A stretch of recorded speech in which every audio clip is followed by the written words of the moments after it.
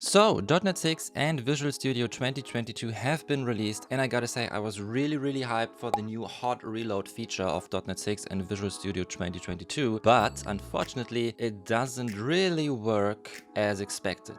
And in this video I want to show you what I mean by that and how you make it work, but still with little bugs. Anyways, let's have a look at Visual Studio 2022, but first, please, if you like this video, please consider subscribing my channel and of course hitting the like button. It does make a difference. Thank you very much for that. Okay, now in Visual Studio, you see here a new Blazor WebAssembly solution, ASP.NET Core hosted. This means we've got a client project with all the Blazor components or Razor components.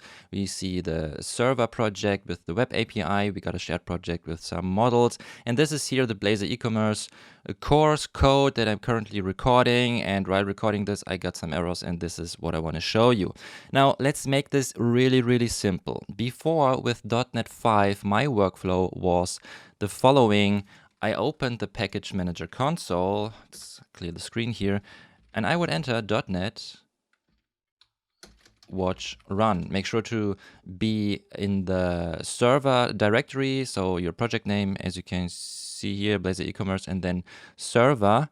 That was already, but anyways, this thing is loading. We see some projects here, and now just keep an eye on the menu here. For instance, the home entry of the navigation menu. Let me change that to a very creative home 1. I save this, and now it works. Funny, because before I recorded this, it did not work, because it says here that file changes have been recognized, but it was telling me that there was nothing or there was no reason to use hard reload. Okay, so this is really funny. As you can now see, this is a bug already. So with the .NET watch run command, it does not work every time. Now, of course, when recording this, it does work, but maybe when we change something else, for instance, here's the product list, and when I reload this, you can see this little text here, loading products. Maybe we can make this a bit, it's already set to fast 3G, so let's reload this again. And then we see loading products. What if I change that to loading amazing products?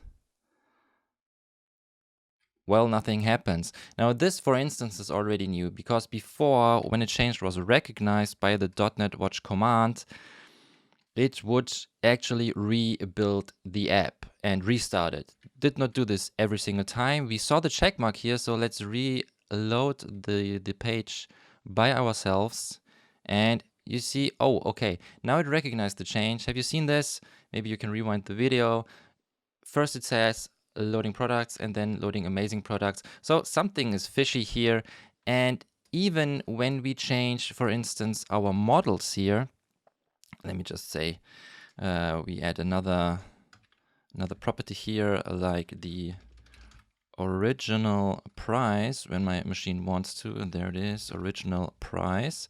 Save this, and now it says unable to apply hot reload because of a root edit, so meaning we changed something deeper, not only the HTML or C# code that we could, or where we could use hot reload, we would have now to restart our application.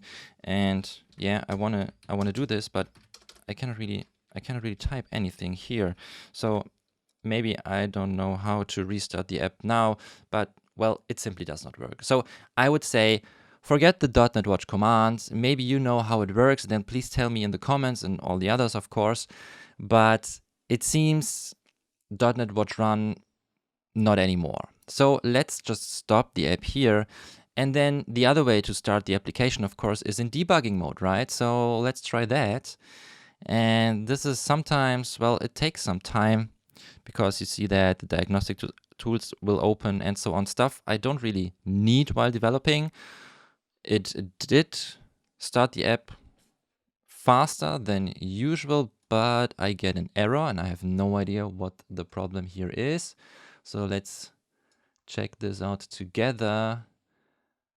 Does not indicate success. Okay, maybe this is the change of the model now. Let's remove that, save it again. And here it says edits were made, which cannot be applied. Execution cannot continue until compile errors are fixed. I don't know what errors. So let's, okay, go to edit. And now it says deleting auto property requires, okay, this is not really an error where we have to restart the app. That's fine. So let's okay, this is not working. Okay, you see, using the debug mode still is kind of tedious because we really have to manually restart the app. I thought before there was a restart button, okay, but we really have to stop the application, start it again. So debugging is nice, and this really works. So we can debug the client and the server at the same time. Great stuff. But while developing, maybe not the best idea. And also hot reload is not working every time. So let me just close this. There we are. Let's reload it. And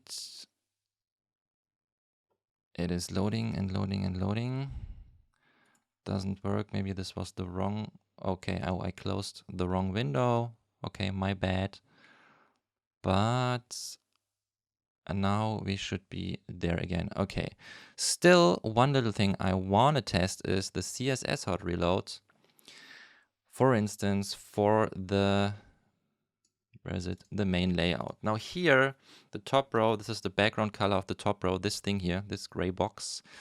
And it says in the YouTube video of the Visual Studio launch that we could actually just enter CSS code and we don't have to save it. It will do its hot reload magic. So let's turn this to black maybe.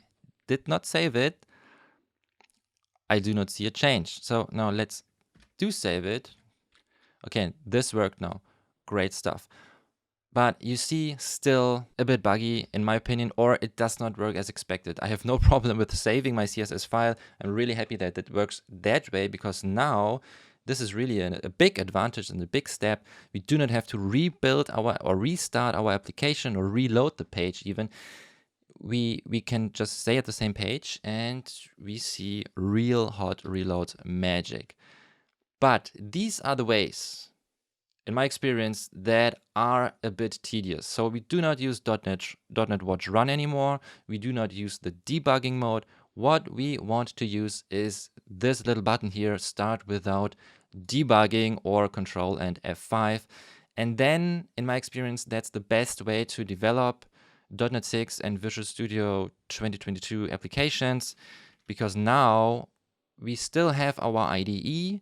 We see the Solution Explorer. We don't have started the diagnostic tools, for instance, so better for our performance, I guess. And again, when I change that back and yeah, Alt-Tab, and now the background has been changed.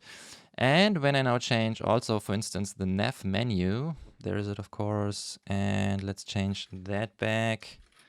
I save it, and it's really, really fast. This works. But when we now, for instance, change our model, and let's now say we make a change to the service, because I think this is not the right place for this demonstration here, because I already used code first migration, so the database is different, the database table is different to the model, so this wouldn't work, I guess. But what if I say sorry, but this product does not exist? This is just a little logic where we say I want to access a certain product in the database with a certain ID, and if the ID is not there, or the product is not there, then we display this message. For instance, we can go to the Hitchhiker's Guide to the Galaxy with ID 1, but now let's use ID 4 here. Sorry, but this product does not exist. Now, what is happening if I just say sorry? Okay, doesn't restart, but we have seen that when I do this manually with .NET Watch Run or the debugging mode, maybe this does not work. What happens if I now reload this by myself? Now it works. And this is okay. This is totally fine. So we know that the change was actually accepted and compiled, and now we see it. So we can reload our app by ourselves. And one more thing we have to do is when we, for instance, change the code and say get product by ID, and also do it here, of course. So we change the name of the method. Then Visual Studio is telling us this does not work with hot reload. We have to rebuild our application. And when I now hit Control K and S, we get this message, and this again is totally fine because it's telling us, okay, now for this session of Visual Studio 2022, we always want to rebuild our application and also restart it. And now we say, okay, this is fine for us. We get this little icon here. We already got with .NET 5. It is rebuilding the app. And in a minute, I hope, no, it won't, because I made one little error here, and that's correct. This method, of course, has to be changed here. Get product by ID. So now we get an error here. Now this is really interesting again. So let's see. 500 internal server error. I don't know why. Let's reload this again. It is trying to get this item here. Missing method exception. Get product by ID.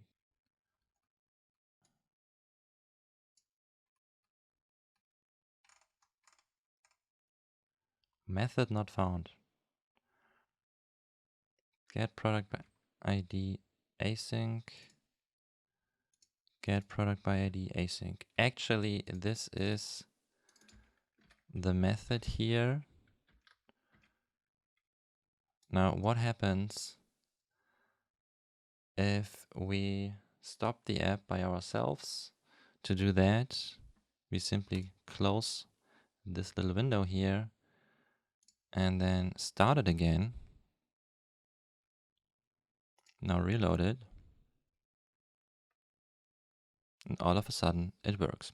So yeah, you see it even works worse than I wanted to show in this video. I was really confused now. Of course, I made this little error here that I did not update the method name, but let's try.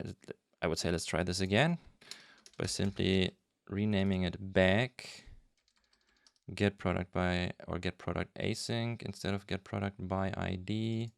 Doing the same here. Okay, it's telling me that we have to rebuild the application, and it's totally fine by me. And now it worked. Okay, and this is what I actually wanted to show, that it is rebuilding the app by itself and restarting it, and this is totally fine. But as we now know, as soon as we get an error in our code, then, well, maybe we have to rebuild the app by ourselves. And this is something crucial, I would say, because you would think, okay, there is really something wrong with my code, with my application. And this is not the only situation. I got this several times now where, for instance, the JSON serialization did not work. For instance, let's say here in this product service now, where we just make the HTTP call with get from JSON async, and I changed the model. This thing here, not this thing here, it's, let's say it's not nullable anymore. And of course we have to rebuild it again. Let's go to Chrome and let's see what's happening. Okay, now it seems to work, but it was the case that the console told me that the serialization did not work, and I had absolutely no idea why. And then I turned the, I changed the type to not nullable to nullable and back again. And only when I rebuilt the app, it worked both ways. That's important. It worked, but I really had to rebuild the application. So whenever, and again, this is crucial, whenever you see something like that, where you think, well, wait a sec, I made a change to my code, but this could not really be an error. I don't see something in the error list. This should work. please try really restarting the whole application by yourself. And you do this by closing this little window here, and then you can just press this button again. One last thing I want to show you is when you started your application and you see this hot reload button here, you can of course do it that way. You can manually start the hot reload. You can here restart the application. This is what you have to do sometimes. And you can check this this entry here, so that hot reload is doing its magic on file save, and that way it will recognize any changes and then of course change, well, your application. Okay, so I hope this was not too confusing. Even if I had a script and I did not have a script, errors happened where I did not expect them to happen. But this just shows me that it is, well, it's still a bit buggy. It's not working as expected, the hot reload feature. But still, I love it. It is something new, and just give it time. I mean, we need Visual Studio 2022 version, or Visual Studio version 17.1 for .NET MAUI anyways, and maybe they fixed the hot reload feature there. And yeah, that's everything I wanted to show you. So please bear with me with all the errors. I hope you learned something. If so, again, please hit the like button, consider subscribing to my channel. Maybe you even want to subscribe to my newsletter. That would be really nice. I won't spam you. Maybe once a month I write an email. And thank you everybody for buying me a coffee. Really means a lot to me. Appreciate it. Thank you so much. Maybe you want to buy me a coffee too. Really helps to make all these videos, staying up at night when my little boy is asleep. Okay, that's it for this video. Thank you very much for watching. Take care.